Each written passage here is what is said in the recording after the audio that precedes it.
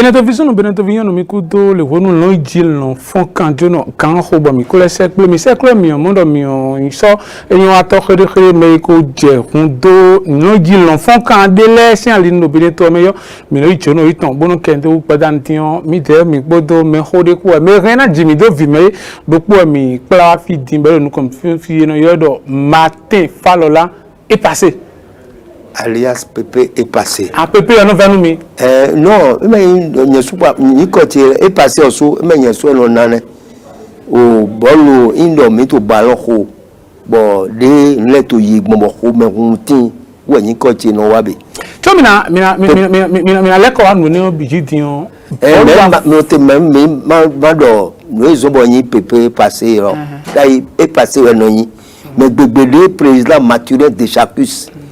Ewa o achekpa bol mi tonton dit azan le injecté son moto métro bon supporter dragon la yiromi bon dragon si t-shirt au konae bon lo nyen no tu emi yiromi ya emi yom lo fide yiromi job et passé jekpe so egbe lo Pépé est passé enoyin donc bebele président Mathieu déjà que c'est la supporter Dragon le Mont Pépé est passé et donc Pépé est passé nous connaît et pour la force de bientôt me fio pelu de no mo filet pi ne wa nous ko passé ton quand do nye dia janvier la me din watun do midi nous comme ton matin fala no est passé si nous ko ga ton ba est passé si nkolo que Dragon jambe to rogbon si terrain di ouais o yo potiere ye makalo mo terrain indo reke mo terrain robonton eno di lo mo yeto o apapa eso tik di lo mo yeto stade de l'amitié à mon bon ballon de baie bon o expédite Jean Pépé chéri ou est zombo attempt na le podo ton expédite symbole webe le podo surtout au milieu du terrain miton feu folie Damien podo ali para Ludovic Po il est agnodo il est ouais attempt en lowa bon eze ballon na expédie bon expédie o de metita so me aweto me atonto me neto me atonto eja bon eze kole bon melepo ko do tekon e na ba retrait kadien le po to tekon awajem cha o tekon retrait bon eze kokon bo mo ma kan ton le mo ton pele pon eze e ba iti lo lukan mene bon khobun bi pata wulu mais les quoi que le bureau et mondial j'ai nos doté bon Egbejan président Gbadamasi au terrain président Pierre Gondan Jean Pietro Godon Dosso Favi François Senou Hugues président Pancras Batier oh capitaine mais Egbeka généralement il m'a demandé dégradé tout le monde donc j'ai Mindoro staff Dragon le ton bi porter sai gbolowe bon de yo sai bon mi o bayi awa dijero po bon wa ye debodo o metire na mi mo bu expedite bon et passé ya bon me ko so fon bodo et passé frère pele gbe bon e yo mi do e passé to ball mani ele fi e passé si nous ko e besion ne mo mi pitan nous bo do mi me ko de azato gege ti mo mi no mo mi pon mi tun e passé ya mais atun matin fala la atema e passé mi tun ne we e passé ka be ton clean ka bi bo la force ko gudo no kon bo mi pon me ko la video mi pon kaka mi do poje me ko fi mi pon papa bo yaye ne de me keke soro mi me do fia mi de do pon me ko do fi bo ne wa mi de mi ka ben mo ne gbon fide bo po na to do wa no mi sabo ejimite mi sabo ejimite to carré 88 àmọ́ àpapà wa ìwọ̀ntè àpapà babache kado o carré to terrain godo bon ouais ayin lo yo powo mi no be atinji mi no be ball pin ponson mi atin godo indo ballon fo abi de le ni batulo ballon to de la no bon mi no son fado mo jedon était so ki go mi mo gbe nle mi no yi bon donc o atiji onje reji frère wa o nto wo me ihunu bo mi no jo afunu ko frère mignon sur pourquoi mi an quand quoi mi ou meleto il y a pas auto quartier plateau de 15 ans boto terrain godo wele non mi wa jo akwa kaka bo mi o super mi wa do équipe bo équipe là on a viso à viso ay mo mi ko balu pon me mais fa fou ye mais fa fou afin de faire mi mi ko balu ko ya ye lo mi do deun balu de su chop we de mi ke mi mo mi ho akayi balu de vo mi no ho balu o yedio mbay licence na alliance junior be même quartier ti mbeso we mais ma nyomito plan national mais quartier ti ka nyomite bon mbe wenu teka équipe miton si bozo Mathieu de yeno je sais tout egbe we gardien de but et moi le peuple de capitaine yano yomlo parce que il capitaine l'équipe jeton équipe pas visoton bon il y a encore Jean Taufiki les mika gosi bolu hotos membo kaitan ro bolu hotole gudono to gbe nene kan gbe abamo rolanu o président on va le tobetin ko enu wayi mi ko bolo ko ba me gbe me bolo ko voyou le no ko bol wo se wo weyenu nya ayi yo me ayi fi pe bo ko ballon wa yo ko me ka wutu no jofo baba to yi ato ya ko wutu la jofo wo se bo nyema yinu konto bol me amo me yo parle de siècle when yi tel que Da Silva Raphaël mais wo baba ton to wa son to réseau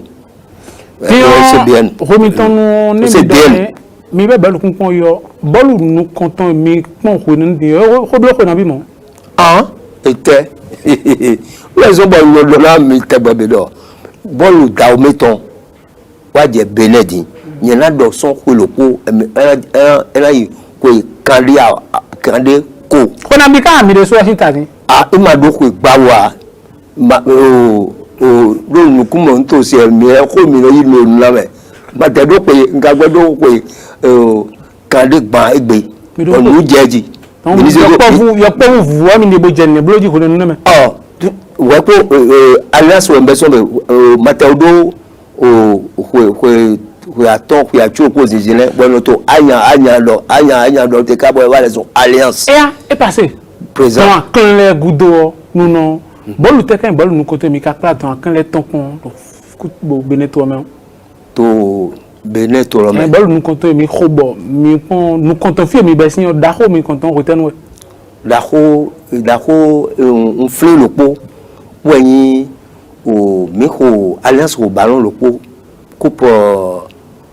coupe de Dahomey contre force armée dahoméenne saison 68-69 ouais ko bon wẹ̀rẹ̀ nu nene no gardien de but Domingo Raphaël paix à son âme et Pendra Kanani Maté Félix Agbangba Jules Dopono Anselme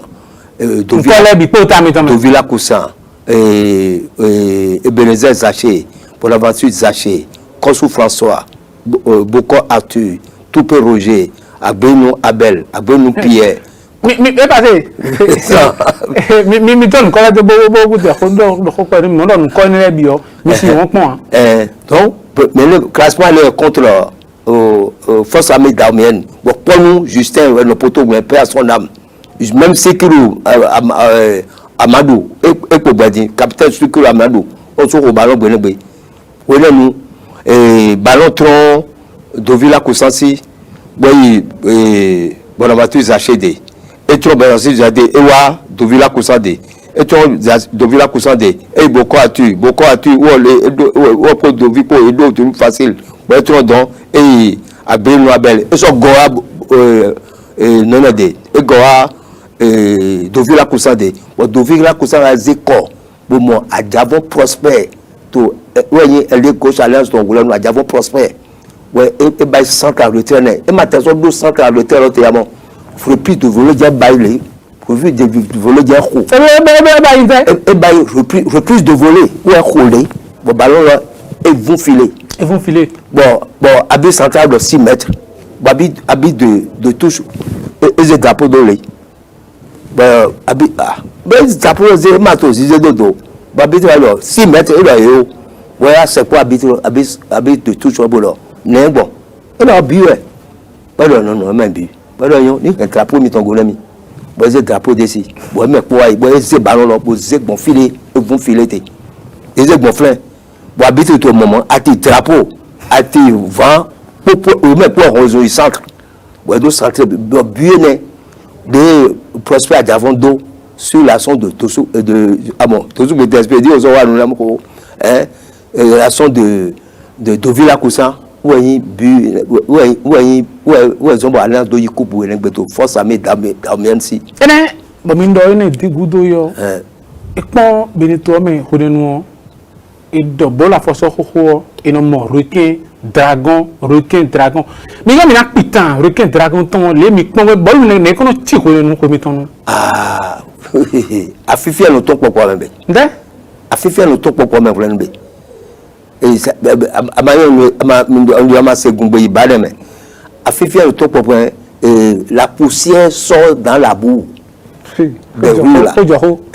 oui. Et donc les images on m'a regardé passer à droite dans tout temps. Affifier le top pour me prendre. Donc vous nous au miate do be et le curé doit être bon curé notre vote inclus notre fidèle. Mille be curé ouais. Requin dragon si joueur là ou un curé. Dodo là. Tu l'as de be fille. Requin dragon est bon. Milieu du terrain requin ton. Mais que écureuil si milieu du terrain et na kweko ni là et que ba kweko et ne mais requin dragon si t'as non bon on est alors déjà ntebe à bout de ouais donc mais le milieu du terrain là folie Damien ali pa Ludovic na kweko ni là de là tinga nous que khoala nous que aux zingidi avant au à Kodokun au po bon il a zoomé surtout métier de requin à toi et ma métier dit akaje dragon tirer de para tirer dedans oh tiens et ben nous là et surtout kaje de dialogue et tout ba ah bon dis bon venir ni kon chigbe oui nous oh et le moment de requin dragon matel flim tu quoi tinta mando wadone mando oui 1977 premier match mi to robon bon dragon gagne 3-0 mi-temps tinta 3-0 e gagne na mi e gagne mi bon c'est que dit to na me tirer to robon ya il m'a monté ici ndoa de mon dit avec benegbe bon maman amo yeto gamboko ama pe mi lego ajo mi to we ama pe mi lego ajo mi to we amo président e afo benegbe boya se gazo me abata do se de we noto mais la possible non est beaucoup Marc Tosovo Christophe Martin Correa Irénée nous comptons les safo technique là ni bon à compter dit ben il faut mi attend ni quand il me oui c'est bon mais ko baro le bon ma dona ebo mais ko baro de photo mi na le ko mi ma fundo ko gamezo mi no tant ka do mi jona pinu mi non mi de le do khala joto no ko gbodo yo adibublo donc bon il ko gars mi 3-0 tétan bon mi a be aweto sure bon métier là il doit zin à temtan aïe titatan mi le loko so me bo dia weto so me bo dia toto so me bon elle to mi a do boy e bayi mais ka do enego honunu enego Johnson Fernando do mo fitan do point Carlos Fernando ko bon no bon o ka de ne bon Augustin ne bon khotin kono de honunu requin dragon non ko wa il do entraînement ouais le goma entraînement sous bon à quoi sous pour des ponts Requin Dragon mais c'est entraînement ma mais goudou ne o bo wa kono de gbe ne Dragon mi film koko mi bo il y a quelques match mi ton là à tes potes entraînement mi ton là ouais avec de match ko était si do mele po no jo a Dragon mele do la pon Dorego mele ko jo vu il y a que de Francis Blanco Akamada Yaovi Blanco show Gambo l'avenir hein mais sous jouer ye menere de keke pour gbe ya ma po Akamada Yaovi o je ku mais il y a que de français et ça terrain to samedi ene bo ne wa bolu khote mi bolu pontole o ne wa mi kono nok mi ko ne wa kono huyan ne kono deg mi bon te no mo ne wa mi afin ko ko pare mi ah bon egbedi jouer les maçons yo kanji jouer les maçons kanji do dai jouer le sunu to kanji bo we ko inje tupo amo équipe de ajo pe buto kanji boto bo ko megun ene ono zon bo équipe de tran yo vo han iton le flano fo yo ji ayi yo vo lesson how no ji ka yo mi na dedi ama wa bode bo sagbe ton poli to la sabogbe ama wa bode bo sagbe ton to la sabogbe mesoji bulemi gbelesan gbegbe azanpe asilalewe bulemi gbelesan gbegbe azaga alaga asilalewe laga reken laga asilalewe bo mesoji ao no vi bolu vio mede po bolu anepolo agbe menu yanjo ilo ao no vi reken vio awis vio mede po bolu anepolo agbe menu yanjo ilo ekumunya mele tolo ewunaga wuna fio blewe milaolo fike mano ye plegbanto ladi fike mano ne waji sen ji sen ne moyomo kokolo fike mano ne wadi emenya o Yesu po yemenya wonu mi ne do we ne ko no gbe ye no be kadu to tare ji obe amo ayo de yo be kadu bon jouer yema de la bobo ya ko ya do bu na we je din no tebe mo ma egbede jouer la po ohun cricket to ato ndo ama mo de expedie no emi requin khoda di requin nde so nyon requin ni cha pa mi ko di requin e ja ti ma kudo requin go ita mi mo wa geji ayi akudo amo mi nuku mo nto se le olóde lẹja mi tó ra akútẹ́ẹ̀dọ̀ akúrò pé wà lóòrè kẹ́ ẹwọ́ gbogbo ọgbọ́n tẹ́lẹ̀ ti sí ẹ̀rẹ́ mẹ́mi lèmi tó deuxième division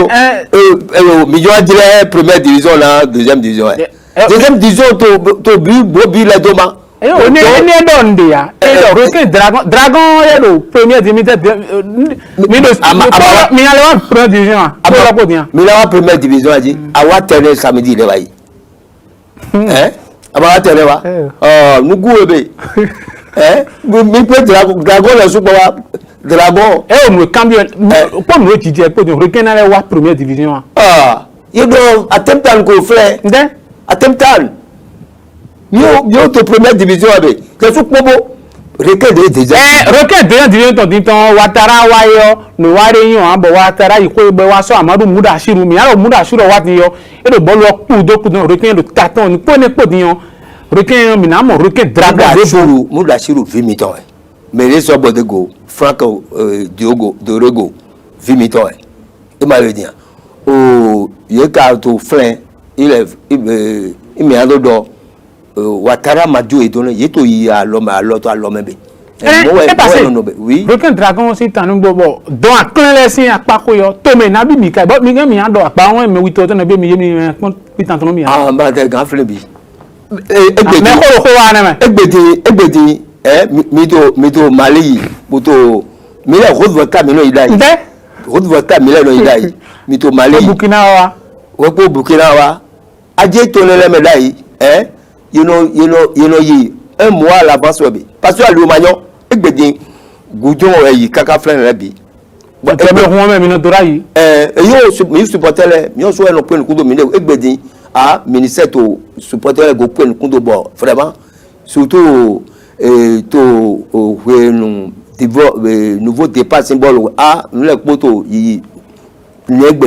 e mi go flin to mete mi kayibo bo ma si won pon ah autant kan les pas quoi ah yi to me lo poto Côte d'Ivoire wele nous Africa populaire pour non éléphant si joueur le quel bon mi kai mi ton to saison 84-85 pour y contre Africa to Côte d'Ivoire et Afifi est ton papa me benebe ya mon classement mi-temps Imoru Soumala il fait Soumala dans les buts Babou Baka et Aguetoba Logbo André Tintouré Edjepoto Gilbert Sosa Lambert et Dosubo Tespedi chose mi mondodi mi benu ki house tan jena ku ba mi me hoto nu po ta mi tan so mo na kan ba ido kume bolu tebe kume bolu tebe na bolu ne ka chai ka mi tin ma si won pon de no to ma ga won o coup franc béton ye lifté ye ma ye lifté ni assez lifté ni lo bi ko bi o filé mais avoir le frilo donc ye wa donné ye fauché Babou Baka bon habite coup franc contre Africa si j'aime même on inquiétant et c'est ballon ko do filé mais Imoru Babi c'est basok bengeji 180 ah bon on peut dire le d'affaire à templandia ye assez stade fou boy lo populaire quoi non bonegbe ngo aleto stade fou boy ni bon ça le bino que requin brésilien je suis ka odo tei boyiwa mi bi awu ma ko la mi gba choko do kala ni na mi ma blé bon mi no ke ballon les africains no rezundo godona joueur tele na 10 minutes sinon même au-delà c'est du awo et sont nos élèves ba bene o dans kan les pas demi ka ballon à faux 1-0 égal mimo Badamasi président Badamasi l'homme ni nyone et jetele alors et quand score bien 1-0 en faveur de l'Afrique et donc malgré il m'a sorti douché mi 500 000 et c'est un capitaine requin ntami dami kono modé me ko de ko tia ko so sen ko en gbeda modé mi le modé me e gbedima amamonto Pépé Chéri do mi le Côte d'Ivoire nous hôtel à manière logé mi dobe hôtel à manière surtout des dirigeants qui les momi et Nyagano Paul Basile Adjaron au préfet alors milieu de bodo les momilé il doit et passer même Kadje les momilé et jeter son cam tu dois et passer toi ba bien et passer mi do ho bine bon benesian pa ho yo bon ute ka ho mi do no de to mi ka bo even mi bo mi yafi bo ma du nu apon le wa e je bon yafi ba du o amon lopo le ma le la mais non dit dragon c'est défaite gbeli au dernier équipe grand commis mais dragon je n'aime pas du tout et passé mais dire dragon tant mi ka mi an ho te mi ka flin do fit no mi a xle no bol ho san le no bol mi do mi kin do mi na xle ma pitan mi ho mi le ton le bol ho le oh bol ho mi fi mi na besoin quoi ou 30 novembre 81 ou ko wala après mi do je no le godo 30 novembre 81 ou ko wa na le te o flin na wa gbe ya ma na tina ou ko wala dragon le egbe avant 30 novembre 82 couple ni mo couple ko wa ni e je 30 novembre de jardin e na bayi we gbanton nous connaît et na wa mo tin bolu afoso mo requin football club mauna blo dion e passé podo no le bi podion e so poloko mi je de vote tu ne bi podion mi ka kon bola afoso wa ka ton je feed ni yo mi no jofi pa bono ye mo ko ka ton le mi ka mo bola afoso obìnrin to mo ni yo ko lo mi ton mi amodo ton kan le dion kan ye leadership te po tin po no mi ka mo gbe o amamo acheju ku gan mi memo coupe ne mi ton be na yo me wito wa sin be na yo akoya ye o mi do ko bon di mi do match non ballon de mi ko contre Maroc o bene Maroc penalty de ko Jiet bo diere o kan wa di ora di ti o be ndi wa bo kan bo gu wa sun bo ti mo e lo ete mo do yin do e de so do mo si e lo so do mo bon o galon ko mo lo ko kan ze gan kiki wa si ye ze gan kiki o le wo afo e to ze gan lo abi ballon de ko ze gan lo ai na yin mo to na mais abo garder mi ton o jai e ma te yi ballon si a loji e jai do file vo o ballon ka to mo bo poto bo le mi to di po gan le me ete do ki a do ballon ne gan le mo to gan bodo ton we penalty ne ton we igba le igbo ni bo di mi na no dide jewe to godo wa mi ka je flen mi na no le me mi yan kan di do o sa pa passé mi pon nu le ni ka mi do ko nu mi yo egbe tan iso do mo de na ku ya mi ado kan video nu kun ko cheju je de mo mi afonu lo na o kan de ma so do kan de na ji bo inde mo na pa ma wo be do no ma o ba na mi to Egypte kaka jegbe pon président Martin quand de code me bi président Martin de Jacques do wadi et to ko lopo o be son aton ton bayi o ka pon nous dagbe je wo wa na mi to terrain lo jidi wo ndo mo na bo ye kan me bo to pe na mi da pe na o mi amawe mi da pe na o me do le ji passé ina tenu lo ji lo kan to no egbe tan eso do mo na ho ya passé mi mo fodo wa tanu mi sono tu mere ya ina tenu mi de mi wa bo apitan lo mi tinu bo la foso ko dale to me mi ye ndu mi ma du ko no do no gba si mi tan mi do ko mi sa fi no do mi ya gan me ye jan wo mi na lai jiro mi tan bo na le wa fi bo na kendri fe ina tenu mi nu ina vivi na mi gba o